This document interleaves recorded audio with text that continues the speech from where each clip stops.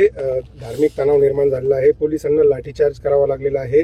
काय सध्या नगर शहराची परिस्थिती आहे आणि तुम्ही काय सूचना प्रशासनाला दिल्या? माझं जिल्हा पोलीस प्रमुखाशी बोलणं झालंय. काहीतरी एक रांगोळी काढण्यावर घटना घडली नगरमध्ये आणि त्यात तो जो मुख्य आरोपी होता ज्याने ती घटना त्याच्यामुळे घडलं त्याला अटक झाली होती. पण दुर्दैवाने काही लोकांनी त्याचे व्हिडिओ काढून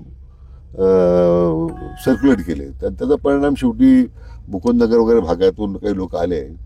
कोतवाली पोलीस स्टेशन पुढे त्यांनी धरणं धरले. आता एकदा अटक झाली आरोपीला तशी आवश्यकता नव्हती धरणं धरण्याची, पण ते ऐकायला तयार नाही. मग शेवटी थोडा लाठीचार्ज झाला. त्याच्यामध्ये 30 लोकांना ताब्यात घेण्यात आलेलं आहे. पण आता शांतता आहे. परंतु कायदा कोणी हातात घेत असेल तर कडक कारवाईची सूचना जिल्हा पोलीस प्रमुखांनी दिलेल्या आहेत. पोलिसांचं म्हणणं आहे की दगडफेक या दरम्यान दगडफेक करण्यात आली, त्यामुळे लाठीचार्ज करावा. समाजकंटक शोधलेच पाहिजे ना. पोलिसांवर जे लाठीचार्ज तुम्ही दगडफेक करता आणि तुम्ही शांततेने आंदोलन करा ना एखादं करायचं तर, पण त्याचा अर्थ तुम्हाला दगडफेक किंवा पोलिसांना अधिकार दिलेला नाही ना.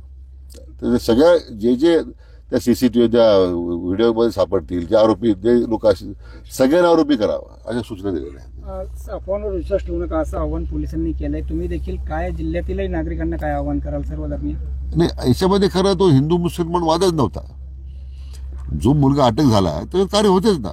आणि तिथं जे काही मुस्लिम धर्मगुरू आले होते त्यांना समाधान झालं होतं पोलीस कारवाईबद्दल. परंतु हे अन्य जे काही उथळपणा करणारे जे काही व्यक्ती काही लोक त्यात जमले कोतवालीला, म्हणून माझी आपल्या माध्यमातून सगळ्या जिल्ह्याला जनतेला नम्र आव्हान आहे, कुठे जातीय तणाव निर्माण करू नका. असं काही घडलेलं नाही आहे. अफवावर विश्वास ठेवू नका महत्वाचं. आणि आम्ही तर सगळ्या पोलीस प्रशासनाला त्या ठिकाणी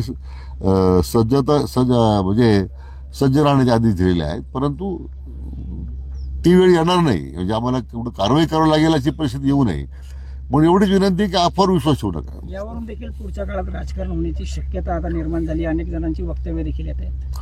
दुर्दैव आपल्या महाराष्ट्रात हेच आहे ना की वस्तुस्थितीचं माहिती न घेता फक्त कोणत्याही प्रश्नावर राजकारण करायचं, कोणत्याही प्रश्नावर भाष्य करायचं. त्यातून आपण सोशल फॅब्रिक जे आहे सामाजिक वातावरण जे आम्ही बिघडवतोय. आज ते मुंबईत बसून विधानं करतात, पण त्याचे परिणाम गाव पातळीवर तालुका पातळीवर लोकांमध्ये काय होतात. आज रोज एकामेकाबरोबर राहणारे लोक एक संशयाने पाहायला लागतात. शेवटी याची जबाबदारी घेणार आहे जे उथळपणे किंवा असं वाचाळ जे पुढारी आहेत, या कोणत्याही परिस्थितीचा फायदा घेणारे आहेत तर वक्तव्य करणारे आहेत, ही जबाबदारी घेणार आहे का ते? हा महत्वाचा प्रश्न आहे. आमदार जगतापांना पण सल्ला देणार, कारण त्यांची पण अनेकदा वक्तव्य जी आहेत ती जातीय निर्माण नाही ती दिले. मी आमदार जगतापांना समजून सांगणार आहे. आता शेवटी आपण एक पुरोगामी महाराष्ट्रात काम करतो. अशा प्रकारची विधानं करणं उचित नाही आहे. त्यांना मी निश्चितपणे माझे सहकारी आहेत, त्याला सल्ला देईल. मी त्याला सांगेल समजून, काय अडचण येणार नाही.